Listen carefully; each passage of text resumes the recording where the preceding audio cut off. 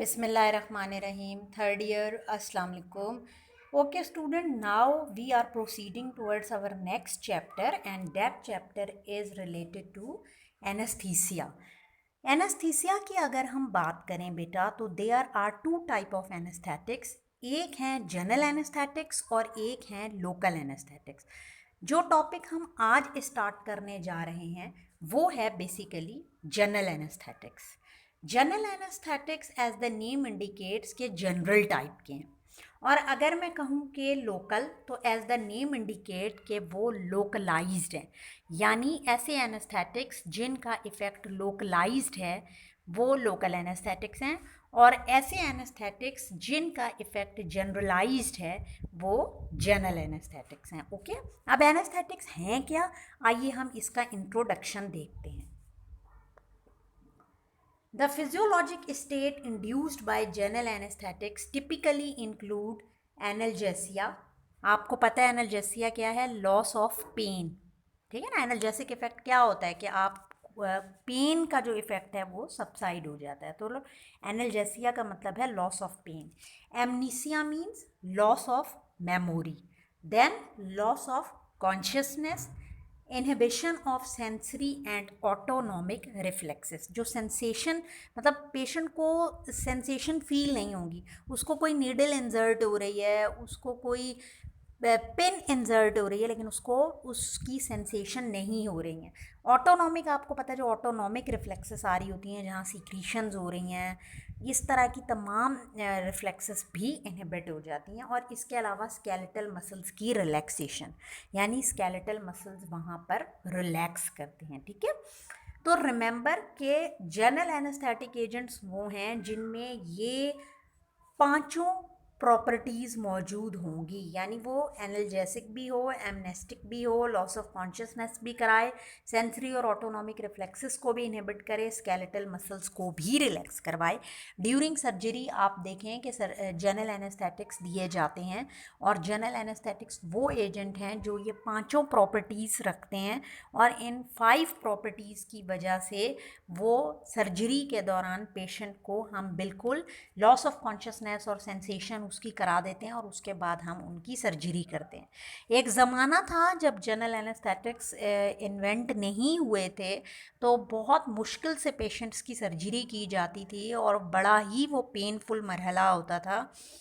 Even I will share इंशाल्लाह some pictures जो आपकी ओल्ड सर्जरी जिस ज़माने में हुआ करती थी.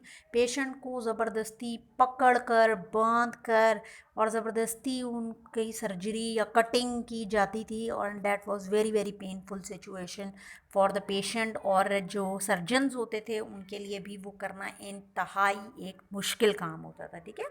लेकिन ब्लेसिंग है कि जनरल एनेस्थेटिक्स जब इन्वेंट हुए तो उसके बाद से ये तमाम प्रॉपर्टीज़ होती हैं, और आप बड़ी से बड़ी सर्जरी पेशेंट की बहुत आराम से परफॉर्म कर लेते हैं. उस वक्त में सर्जरी के दौरान यानी कि ड्यूरिंग द सर्जरी पेशेंट को भी महसूस नहीं होता, और आपके लिए भी ये काम आसान होता है.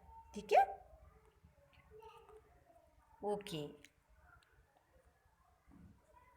The extent to which any individual anesthetic agent can produce these effects that depends upon the specific drug, dosage, कौन सी ड्रग ले रहे हैं आप, उनकी डोजेज क्या है, और इसके अलावा क्लिनिकल सिचुएशन क्या है. ठीक है. आइडियल एनेस्थेटिक ड्रग्स की अगर आप किसी भी आइडियल एनेस्थेटिक ड्रग की बात करें तो that would definitely induce a smooth and rapid loss of consciousness. ज़ाहिर है एक आइडियल एनेस्थेटिक एजेंट वही होगा जो बहुत रैपिडली और स्मूथली लॉस ऑफ कॉन्शियसनेस करवा सके, और साथ ही साथ आप देखो मैंने इसे बोल्ड किया प्रॉम्प्ट रिकवरी भी हो सके अगर आप उस एनेस्थेटिक को विड्रॉ कर लेते हैं या उसको डिसकंटिन्यू कर लेते हैं. तो एक आइडियल एनेस्थेटिक एजेंट वो है जो इंड्यूस भी करवाए लॉस ऑफ कॉन्शियसनेस को क्विकली स्मूथली, और अगर आप उसको हटा लें तो प्रॉम्प्ट रिकवरी भी हो. इसके अलावा उसका वाइड मार्जिन ऑफ सेफ्टी हो और उसके एडवर्स इफ़ेक्ट्स कम हो. ये वो प्रॉपर्टीज़ हैं जो कि एक ideal anaesthetic general anaesthetic agents की होनी चाहिए. ठीक है. तो इफ़ I ask कि what are the properties of, what are the ideal properties of the general anesthetic और what could be the ideal anesthetic agent, तो आप बताएंगे कि उनकी ये प्रॉपर्टीज़ होनी चाहिए। सही है बच्चों, तो अभी हमने बात की कि जनरल एनेस्थेटिक्स क्या हैं, वो क्या कुछ इंड्यूस कराते हैं और उनकी ये प्रॉपर्टीज़ किन किन चीज़ों पर डिपेंड करती है और आइडियल एनेस्थेटिक ड्रग्स कौन सी होती हैं। ठीक है। When used as the sole agent, none of the currently available anesthetic agent is capable of achieving all of these desirable effects. ये बात समझ आ गई? अच्छा भाई, ये भी कैटजिंग का ही चैप्टर है, ठीक है। कैटजिंग फॉलो करते हैं हम, आप कैटजिंग से पढ़ लीजिए कि अगर आप किसी भी एजेंट को सोल एजेंट यानी इंडिविजुअल एजेंट के तौर पर यूज़ करें तो ये सारी की सारी प्रॉपर्टीज़ हमें ऑब्टेन नहीं होती हैं किसी भी एक इंडिविजुअल एजेंट से, ठीक है। Modern practice of anesthesiology most commonly involve the use of combination of intravenous and inhaled drugs. अब जो लेटेस्ट टेक्नोलॉजी है जिसमें हम general anaesthetics during the surgery use कर रहे होते हैं, वो बेसिकली कॉम्बिनेशन यूज़ कर रही है दो तरह के एजेंट्स का। अच्छा, यहाँ पर एक बात ध्यान में रखना कि जो जनरल एनेस्थेटिक्स हैं वो दो तरह के हैं, एक इंट्रावेनस और एक इनहेल्ड। इंट्रावेनस जो आईवी रूट से दिए जाएंगे और इनहेल्ड जो इनहेलेशन रूट से दिए जाएंगे। और जो करंटली अब हम ये आइडियल प्रॉपर्टीज़ एनेस्थेटिक एजेंट्स की लेना चाहते हैं तो उसमें हम इन दोनों एजेंट्स का कॉम्बिनेशन यूज़ करते हैं, यानी आईवी भी यूज़ करते हैं और एक तरफ पेशेंट को आईवी देते हैं एनेस्थीसिया इंड्यूस करने के लिए और दूसरी तरफ इनहेलेशनल रूट से डिफरेंट गैसेस या लिक्विड्स जो हैं वेपराइज्ड फॉर्म में देते हैं। और इसको हम कहते हैं कि ये बैलेंस्ड एनेस्थेटिक टेक्निक्स हैं और इससे हम दोनों टाइप्स के जो फेवरेबल प्रॉपर्टीज़ हैं वो ऑब्टेन करते हैं और दूसरी तरफ उनके एडवर्स रिएक्शंस को मिनिमाइज़ कर देते हैं। ठीक है, तो लेटेस्ट टेक्नोलॉजी यही है। आगे हम डिस्कस करेंगे इसको तो आपको समझ में आएगा कि मज़ीद और क्या जो है आपके ये एडवर्स इफेक्ट आप कैसे इनको बैलेंस्ड एनेस्थेटिक टेक्निक से डिक्रीज करते हैं। ठीक है। If you people talk about the anaesthetic technique तो it also vary according to the propose type of diagnostic, therapeutic और surgical intervention to be performed. जिस तरह की आप सर्जिकल इंटरवेंशन परफॉर्म करने जा रहे हैं ये बेसिकली उस पर डिपेंड करेगी कि आप कौन सी एनेस्थेटिक टेक्निक यूज़ करते हैं। फॉर एग्जांपल, अगर आप माइनर सुपरफिशियल सर्जिकल प्रोसीजर कर रहे हैं, कोई माइनर प्रोसीजर है, उसमें आप ओरल या पेरेंट्रल सेडेटिव्स दे देते हैं अक्सर in combination of local anaesthetics में, जिसको हम कहते हैं कि these are monitored anaesthesia care technique ना। और इन टेक्निक्स में आपको एनाल्जेसिक प्रॉपर्टीज़ भी मिलती हैं और साथ साथ पेशेंट की एबिलिटी होती है कि वो अपने एयरवेज़ को, यानी लंग्स के जो रास्ते में एयरवेज़ आ रहे हैं उनको भी प्रॉपर मेंटेन रख सकता है और उसकी जो वर्बल कमांड्स हैं वो भी वहाँ पर रिस्पॉन्डेड होती हैं। ठीक है। अब अगर हम बात करें जो एक्सटेंसिव प्रोसीजर्स होते हैं, सर्जिकल प्रोसीजर्स जो मेजर सर्जरीज़ होती हैं, उनकी अगर हम बात करें तो वहाँ आप एनेस्थीसिया के लिए प्री ऑपरेटिव बेंजोडाइजेपिन देते हैं, यानी ऑपरेशन से पहले ही हम बेंजोडाइजेपिन्स दे देते हैं। क्यों? Because the benzodiazepines are basically sedative hypnotic agent, ये काम करेंगे ना पेशेंट के माइंड को, पेशेंट को। और फिर हम एनेस्थीसिया को इंड्यूस कराते हैं किसी भी इंट्रावेनस एनेस्थेटिक एजेंट से। ठीक है, ये आईवी की एग्जाम्पल दी हुई है, थायोपेंटैल, प्रोपोफोल, आपने इंड्यूस करा दिया इंट्रावेनस से और उसके बाद हम फिर उस एनेस्थीसिया को कुछ देर तक मेंटेन भी रखते हैं ड्यूरिंग द सर्जरी। उसके लिए हम कॉम्बिनेशन यूज़ करते हैं, यानी उसमें आप इनहेल्ड भी दे रहे होते हैं और इंट्रावेनस भी दे रहे होते हैं। और ये एग्जाम्पल है, इनहेल्ड में वोलेटाइल एजेंट्स हैं, नाइट्रस ऑक्साइड गैस है हमारे पास, और इंट्रावेनस में प्रोपोफोल है, ओपियोइड एनाल्जेसिक्स वगैरह हैं जिनको आप आईवी रूट से देकर एक्सटेंसिव सर्जिकल प्रोसीजर को इस तरीके से परफॉर्म कर सकते हैं। ठीक है। आइए देखते हैं कि जनरल एनेस्थीसिया की कितनी टाइप्स हैं। आई ऑलरेडी टोल्ड यू कि जनरल एनेस्थीसिया दो तरह का है, एक वो जो इंट्रावेनस रूट से दिया जाएगा और एक वो जो इनहेलेशनल रूट से दिया जाएगा। ठीक है। अच्छा देखो, For many years, inhalation anesthesia was used for all type of the surgical procedures. ठीक है, रिसेंटली अब इंट्रावेनस एनेस्थीसिया बहुत पॉपुलर और कॉमन हो गया है, बेसिकली एनेस्थेटिक प्रॉपर्टीज़ या एनेस्थीसिया इंड्यूस कराने के लिए. ठीक है.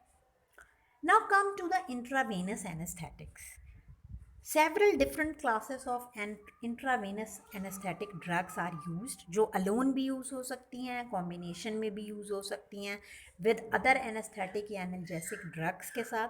क्यों? ताकि आप डिज़ायर्ड एनेस्थेटिक स्टेट को ऑब्टेन कर सकें. ठीक है.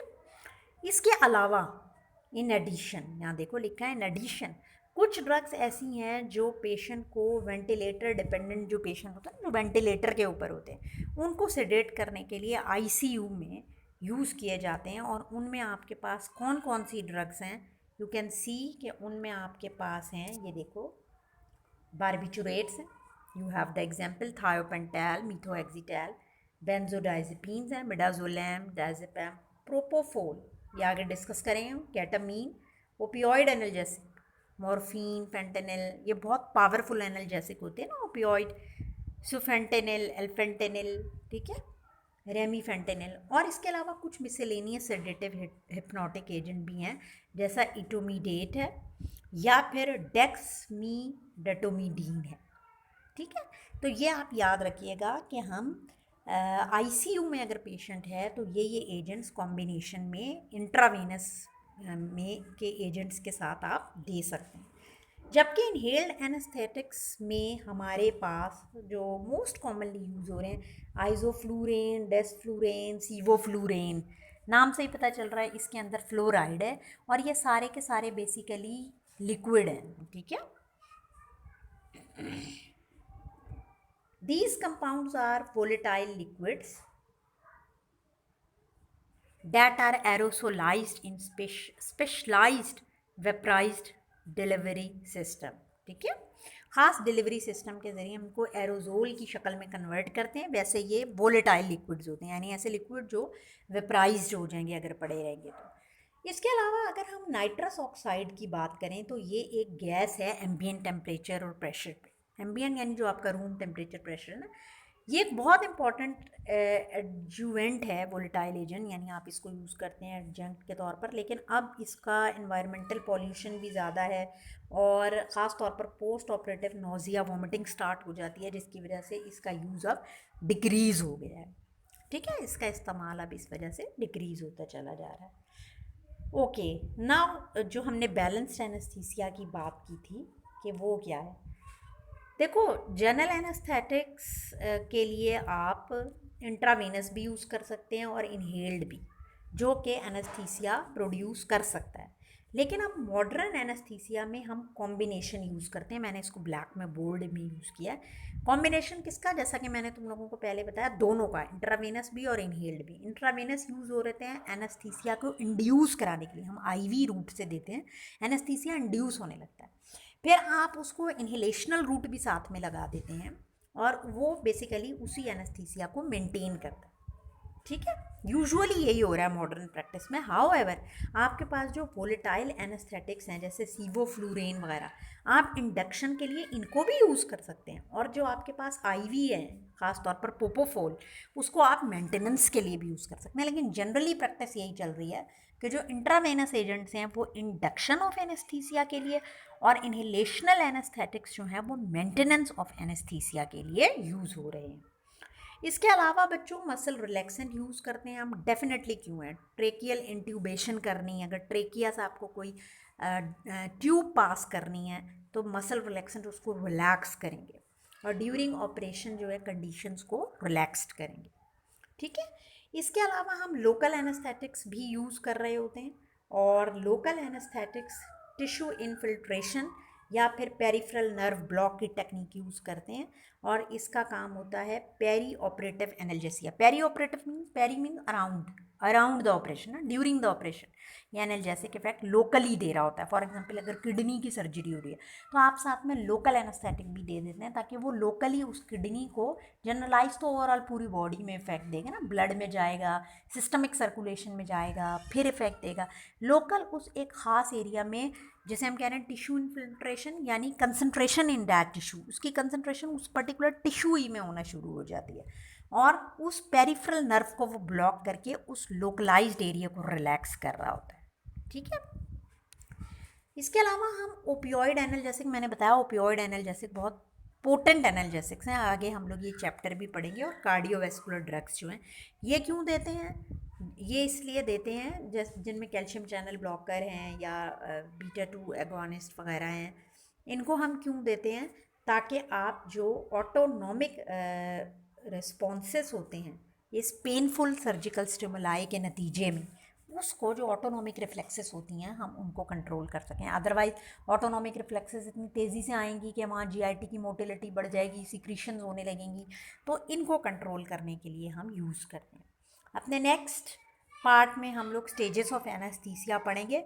टिल देन आप इसको गो थ्रू कर लो बच्चों, और if you have any question तो मैंने फॉरम भी ओपन किया हुआ है LMS पे, do ask me. Till then take care and अल्लाह हाफिज़।